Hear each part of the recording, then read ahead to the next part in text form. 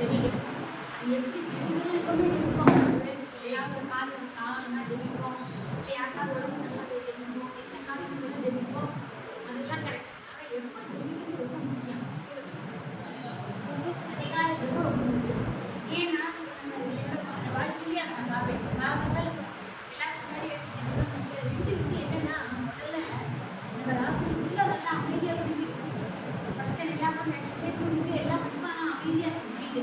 நம்ம காத்தா கத்தது தான் முதல்ல. முதல்ல நம்ம பார்க்கலாம் ஜெபிக்கிறது. நம்மளோட மனசு முழுக்க கத்தரை தான் முழுப்பாங்க. அறகுறையாக இருக்காங்க. அதே நம்ம காத்தால் ஏதோ ஒரு வேலை பண்ண ஆரம்பிச்சு வச்சுக்கோங்க. கண்டிப்பாக ஒரு அதை பண்ணுங்க, அந்த குழந்தைய மீன் சாப்பாடு கொடுக்கணும், அது சாப்பாடு கொடுக்கணும், குழந்தை கொடுத்தா அவ்வளோதான். வந்து சொல்கிறாங்க எல்லாரும் எழுதுறதுக்கு முந்தி நான் எழுதி ஜெபிச்சதான் இல்லைன்னா அவ்வளோதான். சமயக்காரி செஞ்சுட்டு காரணம் என்னன்னா எனக்கு ஒரு மணி நேரமாவது ஜெபிக்கணும். இல்லைன்னா ஜெபிக்கவே முடியுது. நான் கூட என்ன வேலை எனக்கு வேலைக்கு போகிறா இப்போ நான் பையன் ஏழைகால் அந்த அவனை அடுத்த 9 அனுப்பணும், அப்புறம் வீட்டுக்கார அனுப்பணும், நீ மாமியார் அனுப்பணும். இந்த மாதிரி நிறைய பிரச்சனை. எனக்கு உண்மையில் எங்கள் வீட்டுக்கார உனக்கு என்ன எப்போ வேணாலும் உட்காந்து ஜெபிக்கலாமே, இல்லை காத்தாலே வச்சுட்டு உனக்கு என்ன காத்தால ஜெபிக்க வேணாலும் நான் சொல்லிட்டு ஒரு மாதிரி எனக்கு உட்காந்து இல்லை என்னால் முடியுது நான் என்ன ஜெபிக்கிறேன் எதுக்கு சொல்லவே. ஆனால் எனக்கே கூட உண்மை இல்லை வேலை இல்லை ஆனால் நீங்கள் எழுந்து ஜெபிச்சு எல்லாம் பண்ணிடுவேன். என் பொண்ணு வந்து கடவுள் தட்டுறேன் ஏழைகால் ஏழாவது ஜெபிட்டு அப்புறம் மாட்டி வந்தோடனே என்ன கடனில் எடுப்பேன். அதுக்கப்புறம் உடனே காசு அப்படி மாற்றி மாற்றி வேலை வந்துருக்கு. அது வந்து தடங்கள் ஆகிடுது. அப்புறமா நான் கடன் வீட்டில் இல்லை. அதனால் அதுக்கப்புறம் முதல்ல ஒரு 1.5 மணி நேரம் ஜெபித்தே இருந்தேன். எப்போது ஒரு நாள் ஜெபிச்சிருந்தேன். இன்னைக்கு முடியல கிளம்பினே வரணும். அப்புறம் கொஞ்ச நாள் தான் ஜெபிச்சேன். அந்த மாதிரி தடங்கள் வந்துருக்குன்னா ஜெபத்தில் வந்து இது போயிடும். அதனால அதிகாலையில் ஜெபம். அது ஒரு பெண்களாக இருக்கிற நமக்கு என்னன்னா குடும்பத்தில் அந்த வேலையும் செய்யுங்க, அது செய்யாத முடியாது. நம்ம அந்த அதிகாலை ஜெபம் நம்ம கத்தரோட ரொம்ப நட்பாக இருக்கும், ஸ்நேகமாக இருக்கும். ஒருத்தர் வீட்டுக்கு வராங்கன்னு சொல்லிட்டு நிறைய பேர் வராங்க. நம்ம ஒரு ஃபங்க்ஷன் போகிறோன்னா நம்மளை பார்த்து கூப்பிட்டு வாங்க வாங்க நம்ம சொன்னால் அதனால நம்ம சந்தோஷமாக இருக்கும். நிறைய பேர் இருக்காங்க நம்மளை கவனிக்கலன்னா அப்படின்னு கருத்து வந்து எல்லாரும் ஜெபிக்கிறாங்க.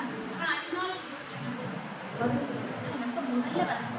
டிஃபரன்ஸ் யார் வந்தாலும் அவங்க ஜெபிப்பாங்க. அதனால கூட்டமாக வந்தால் கவனிக்க மாட்டாங்க. முதல்ல வந்தபோது கத்தர் எல்லாரும் தான் கவனிப்பேன். ஆனால் அதிகாலை ஜெபம் நமக்கு நம்ம சிந்தையெல்லாம் திரும்பியாக அவ்வளோ இருக்கிறதா அந்த அதிகாலை ஜெபத்துக்கு தான் நான் 4 வாரம் பேச போகிறேன். நீதிமொழிகள் 8:17 17ஆம் வசனம். என்னை சிநேகிக்கிறவர்களை நான் சிநேகிக்கிறேன், அதிகாலையில் தேடுகிறவர்கள் என்னை கண்டடைவார்கள். ஸோ அவரை தேடுறவங்களுக்கு நன்மை கிடைக்கும். அதாவது நம்ம நிறைய சொல்லுவோம் சிங்கம் குட்டியை பற்றி பட்டேன். ஆனால் கந்தரை தேடுவதற்கு ஒரு நன்மை குறைவதால் நம்ம அவர் முதல்ல தேடுவதற்கு கண்டடையும். முதல்ல நம்ம ஜெபத்துக்கு பதில் கொடுப்போம். அந்த கிருபை நம்மளோட எப்போவுமே இருக்கும். பார்த்தீங்கன்னா ஏசு கூட பார்த்தீங்கன்னா காலத்தால எவ்வளவோ சீசர்கள் இருந்தாங்க. ஆனால் கூட அவர் என்ன பண்ணாங்க, தனியாக போய் வனாரத்தில் காலங்காலத்தில் போய் குடிச்சாங்க. நம்ம நிறைய ஊழிய காலத்தில் கேட்குறோம்.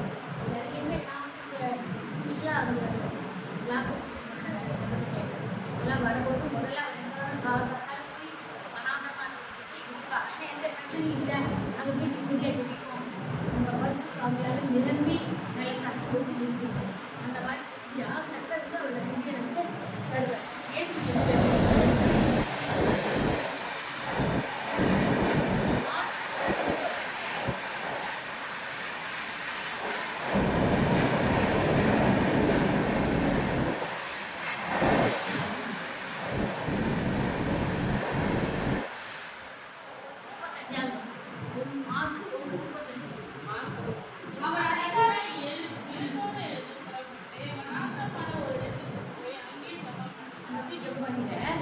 அப்புறம் பண்ணேன் சீமம் படி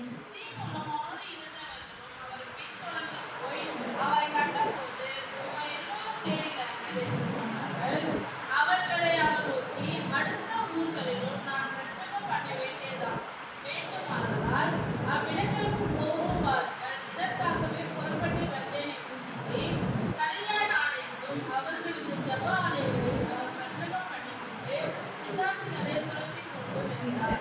காலை வேலை இங்கெல்லாம் வரதுக்கு முன்னாடி அவர் ஜெபிச்சார். உங்களை வந்த உடனே என்ன ஆச்சு, ஆட்டோமேட்டிக்காக உலகத்தில் அந்த போயிட்டு அவர் ஜெபிச்சு அது மற்ற பேருக்குலாம் கலர் பிரசங்கம் பண்ண தான் வந்தேன். அதனால கூட அவரை கூட கொஞ்சம் மற்ற சீசன்லாம் ப்ரிப்பேர் பண்ணேன். அந்த ஜபத்தை அவர் நிறுத்த முடியாது.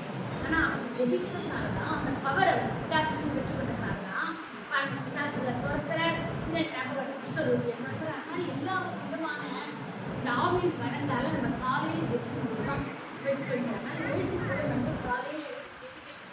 அப்படி ஜெபிக்கும் கண்டிப்பாக அந்த கிருபை நமக்கு வரும். அவங்க முழுக்க நமக்கு ஒரு ஆசீர்வாதமான நாளாக இருக்கும். அதே மாதிரி யாத்திரை 34:2 படிங்க.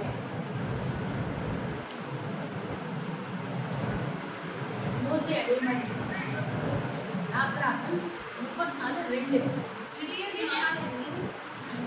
நீ ஆயத்தமாகி சீனாய் மலையிலே ஏறி அங்கே மலையின் உச்சியிலே காலமே என் சமூகத்தில் வந்து நில். உன்னுடனே ஒருவனும் அங்கே வரக்கூடாது, மலையில் எங்கும் ஒருவனும் காணப்படவும் கூடாது, அந்த மலையின் சமீபத்தில் ஆடு மாடுகள் மேயவும் கூடாது என்றார்.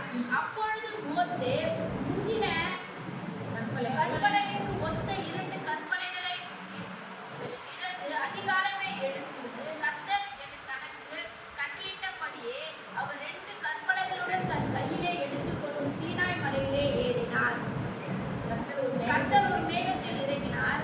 அங்கே அவர் அருகே நின்று கர்த்தருடைய நாமத்தை கூறினார். கர்த்தர் அவனுக்கு முன்பாக கடந்து போகிற போது அவர் கர்த்தர் இரக்கமும் கிருபையும் நீடிய சாந்தமும் மகா தயவும் சத்தியம் உள்ள தேவன். மோசே தீவிரமாய் தரைமட்டம் குனிந்து பணித்துக் கொண்டு, ஆண்டவரே, உம்முடைய கண்களில் எனக்கு கிருபை கிடைத்ததினால் எங்கள் நடுவில் ஆண்டவர் எழுந்தருள வேண்டும். இந்த ஜனங்கள் வணங்கா மடுத்துள்ளவர்கள். நீரோ எங்கள் அக்கிரமத்தையோ எங்கள் பாவங்களையும் மன்னித்து நாங்கள் உமக்கு சுதந்திரமாக ஏற்றுக்கொள்ளும் என்றார். அவர் ஆண்டவர்களுக்கு கிருபை வந்து கிடைக்கல. முந்தைய சொல்றேன், கிருபை கிடைச்சா நல்லா இருக்கும். அவர் இருக்கும் சொல்ற காலங்காத்தால போய் ஜெபிக்கிற போது எல்லாருக்காகவும் ஜெபிக்கிற ஓசை கணக்காக ஜெபிக்கல. அந்த ஜனங்கள்லாம் கொடுக்குறாங்க, துன்பாக அடையிறாங்க, தேவன் வந்து ஏதாவது பண்ணி கொடுத்துறாரு. அதுக்காக அவர் எல்லாருக்காகவும் ஜெபிக்கணும். நம்மளும் காலையில் எடுத்து ஜெபிக்கும் போது தேசத்துக்காக நமக்காக மட்டும் ஜெபிக்கக்கூடாது. எனக்கு முதல்ல நான் லட்சம் போனேன். அவர் சொன்னாங்க நமக்காக ஜெபிக்க வேண்டியதான். ஆனால் ஒரு மீதி பேருக்காக ஜெபிச்சுட்டு நமக்காக ஜெபிக்கணும். நமக்கு ஏன் ஜெபிச்சுக்கூடாது? நம்ம ஜெபிக்கணும்னா நமக்காக நம்ம ஜெபிக்காத யார் ஜெபிப்பா? நம்ம குடும்பத்துக்காக எல்லாரும். ஆனால் அதே ஜெபமாக இருக்கக்கூடாது. மோசம் எப்படி பண்ணாம காலையில் எழுந்து கர்த்தரோட பாதத்தில் அங்கே எனக்கு கிடைக்கணும் சொல்லலை. அப்புறம் கிடைச்சிருக்கணும். கிடைச்சுன்னா நல்லது. எனக்கு இந்த தேவன் நீ அப்படி திரும்ப கொடுத்தேன்னா எங்கள் ஜனங்கள்லாம் தவறு செய்யாமல் இருப்பாங்க, முழுமுழுக்கிறாங்க, நீ அவனை மன்னியுங்க. நம்ம நான் நம்ம தேசத்தில் நிறைய பாவங்கள் நடந்தே கூட பயணக்கூடிய ஒரு பொண்ணு நிறைய பெண்கள் மீறி தப்பு வச்சுங்களேன். பார்க்குறேன் இந்த காதல் கள்ளக்காதலால் கணவன் போகிறாங்க, ஒருத்தருக்கு ஒருத்தர் போகிறாங்க. பேசத்துக்குள்ள வரல. ஆனால் நிறைய தவறுகள் பெண்கள் பக்கம் இருக்குது. நானும் இல்லாமல் செயல்படுறாங்க. ஆனால் நிறைய பிரச்சனைகள் இது ரொம்ப இருக்குன்றாங்க. ரோடிக்கு நிறைய இருக்காங்க. அதெல்லாம் நடக்குது.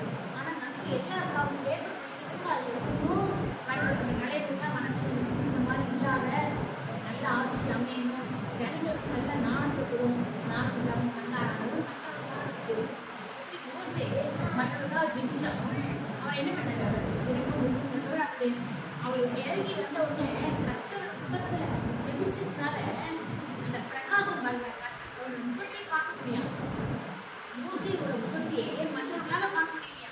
ஏன்னா அவ்வளோ பிரகாசமாக இருக்கலாம். இப்போ நம்ம ஜெபிக்க விரும்பாண்டானே அதெல்லாம் ஒரு பிரகாசம் முகத்தில் வரும். பண்ணால் காலை வெளியில் ஜெபிக்கிறது எனக்கு என்ன இன்னைக்கு இருக்கிற கஷ்டங்கள்லாம் தோணவே தோணாது.